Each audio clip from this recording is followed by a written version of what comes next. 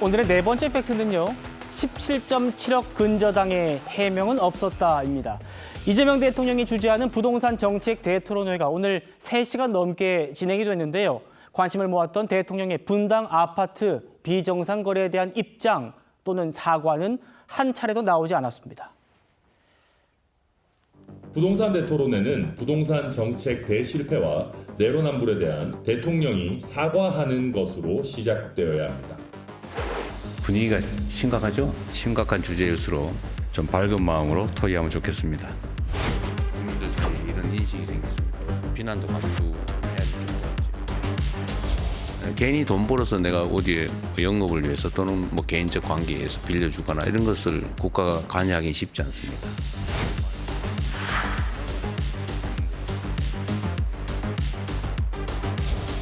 금융은 반쯤은 공적인 것이죠. 돈을 벌기 위해서 집을 사는데 금융을 활용할 수 있게 해줘야 되는 거냐. 투자 투기를 위해서 금융을 활용해서 집값이 과도하게 오르면 그 집을 필요로 하는 국민들은 사실 피해를 보게 되죠.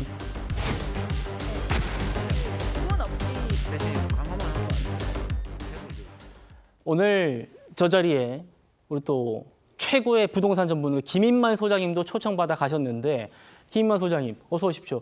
3시간 넘게 진행됐잖아요. 네. 원래는 한 100분 정도 하려고 했는데 그런데 대통령의 근저당 관련 얘기를 묻는 사람이 한 명도 없었다는 게 신기하기도 하고 또 분위기가 어땠습니까? 이게 부동산 정책 토론회였기 때문에 또 분당집을 얘기하기에는 굉장히 좀 민감한 문제였고요. 그렇군요. 당연히 뭐 사과가 안 나왔겠죠. 이게 뭐 사과하는 자리도 아니고 정책 토론회였는데 그런 말씀을 하셨습니다. 이게 우회적으로 예.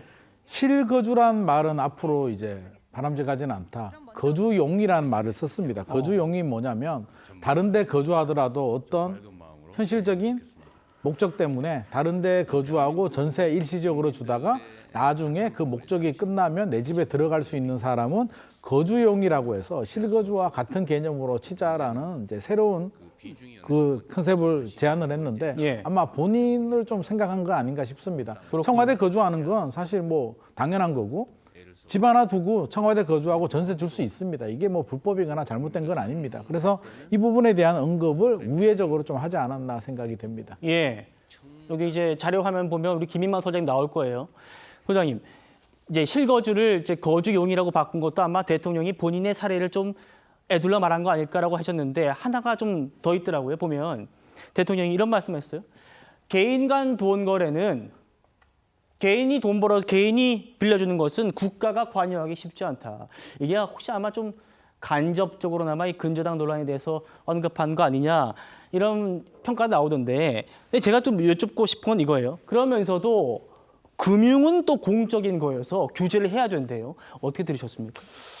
이것도 이제 뭐 개인적인 일과 좀 관련은 있는 것 같습니다. 그래서 개인적인 일에 사실 국가가 관여할 수는 없죠. 뭐 개인이 돈 거래를 할 수도 있고 사금융을 할 수도 있고 근저당을 설정하는 것도 사실 법적으로 아무런 문제가 없습니다. 근데 비판 여론이 많은 건 바로 두 번째 금융입니다. 금융을 공적으로 보고 과도하게 전세 대출도 규제하고 내 집 마련하시는 분들도 규제를 한다. LTV, DSR도 규제하는데 이제 커트라인을 25억 넘어가는 집은 2억까지만 대출해주고요. 전국적으로 은행 자율이라는 미명하에 3억까지만 대출해줍니다. 그러면 공적인 이유로 대출기를 다 막아버리면 현금 동원력이 있는 분들이야 뭐 사금융을 이용을 하든 집주인이 빌려주든 가능한데 대다수의 아마 서민들은 근저당 방식이나 이런 방식을 현실적으로 이용할 수가 없습니다. 집주인도 사정이 딱하기 때문에 그 돈을 받아서 본인도 집을 사거나 다른 집 전세로 가야 되니까 해주고 싶어도 못하는 케이스입니다. 그래서 이런 부분, 내로남불 부분에 대해서 많은 국민들이 분노를 하고 있는 것 같습니다. 예. 근데 토론회 전부터 좀 논란이 됐던 게요. 재정경제부의 내부 게시판이 있는데 여기에 익명으로 뭐 대통령의 뭐 비정상 거래 의혹을 비판하는 그런 게시글이 좀 올라왔었대요. 그런데 이 글이 올라온 그 당일에 즉각 삭제가 돼서 어디 큰 또 이슈가 됐었거든요. 근데 오늘도 안 나왔다 얘기가 이게 좀 의아하다는 사람들이 많더라고요.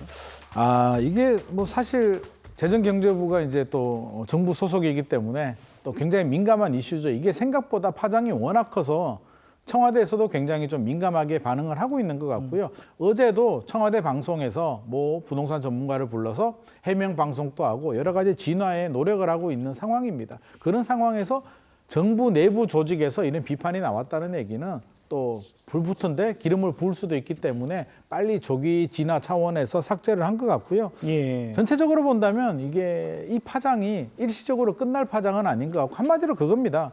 국민들은 내 삶이 힘들고 내가 대출 받지 못하고 내 주거가 굉장히 불안한 상황인데 이 문제에 대한 해결의 대안은 제시해 주지 않고 니들은 계속 대출을 받지 않아도 돼. 대출을 해주게 되면 투기라는 명분으로 실수요자조차도 또 전세 대출에 대해서도 사실 세입자들은 굉장히 힘들거든요. 전세 매물도 없고 전세 가격도 올라가기 때문에 대출이라도 받아서 올라가는 전세 가격을 따라가야 되는데 대출까지 안 해주게 되면 우리는 월세로 가라는 말이냐. 집도 못 사고 전세도 못 가는 이 안타까운 굉장히 불안정한 상황에 대한 그 불만의 목소리가 지금 표출이 되고 있는 것 같습니다. 예.